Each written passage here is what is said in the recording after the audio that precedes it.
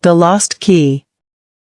In the quiet town of Willow Creek, where the streets were lined with old maple trees and the air always carried the faint scent of rain, lived a man named Elias. He was in his late 40s, with kind eyes that had seen too many quiet evenings alone. Elias worked as a librarian, spending his days among dusty books and soft whispers. He liked the stillness. It felt safe. One chilly autumn morning, Elias reached into the pocket of his old wool coat, the one he hadn't worn since last winter, and felt something small and cold against his fingers. He pulled it out slowly.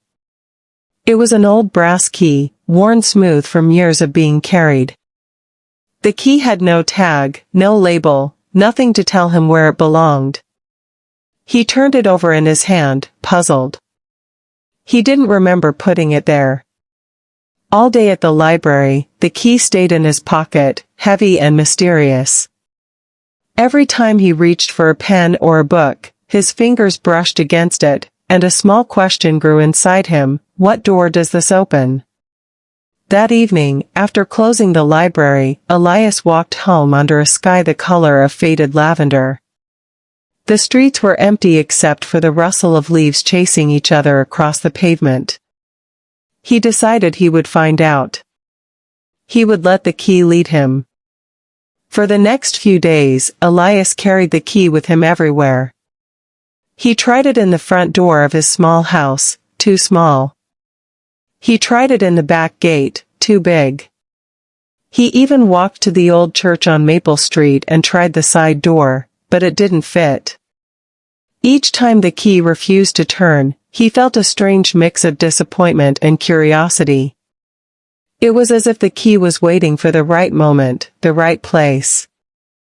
One Saturday afternoon, when the sun was low and golden, Elias found himself walking past the town's forgotten train station. The building had been closed for years. Vines climbed the brick walls, and the windows were dark and dusty. A faded sign still read Willow Creek Station, though no trains had stopped there in decades. Something made Elias pause. He looked at the small side door near the ticket window, the one that once led to the station master's office. The door was weathered, its paint peeling like old skin.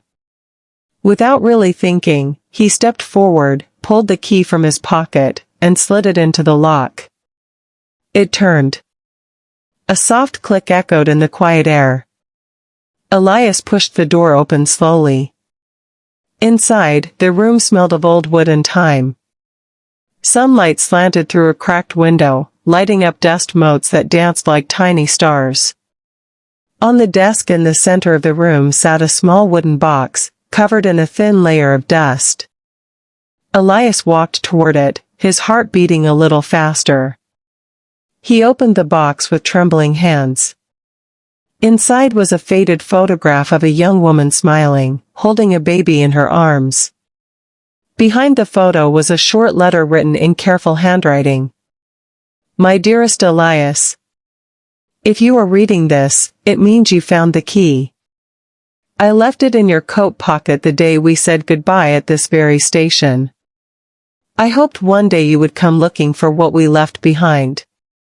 I never stopped loving you. And I never stopped hoping you would forgive me for leaving. Our son is growing strong. His name is Thomas. He has your eyes. If your heart still has room, come find us. We are waiting. Forever yours, Clara. Elias stood very still, the letter trembling in his hands. Tears blurred the words. He hadn't seen Clara in 20 years, not since the day she left with their newborn son, saying she needed time to heal from the pain they had both carried. He had let her go without a fight, thinking it was the kindest thing he could do. All these years, he had lived quietly, believing the door between them had closed forever. But here was the key. Elias folded the letter carefully and placed it back in the box. He closed the lid, then closed the door behind him as he stepped back into the golden afternoon. He didn't know yet if he would go to find them. He didn't know if they would still want him after so long. But for the first time in 20 years, the silence inside him felt different. It wasn't empty anymore. It was full of possibility.